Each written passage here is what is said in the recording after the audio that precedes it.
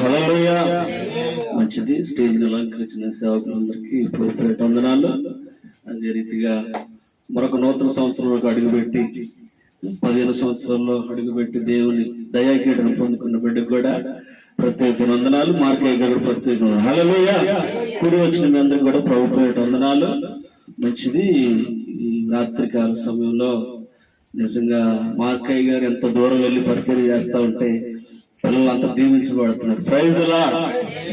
3 సంవత్సరాల ప్రారంభం పిల్లలు తెలుసు నాకు, ఇప్పుడు కూడా తెలుసు. అప్పుడు కంటే ఇప్పుడు అయ్యగారు ఎంత బలంగా పరిచయం చేస్తున్నారు. పిల్లలు కూడా అంతగా దేవుళ్ళు ఎదుగుతున్నారు. దేవుళ్ళలో భయం, భక్తిలో, ప్రార్థనలో, పాటలు పాడటం.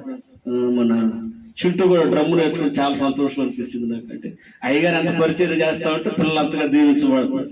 Praise lord. ఇంకో మాట ఏంటంటే మార్కయ్య గారు నచ్చేదంటే పుట్టినరోజు అయినా పెళ్లి రోజు అయినా ఏదైనా ప్రార్థన పెడతారు. ఇక దేవుడు మహిమ కలుగునుగా.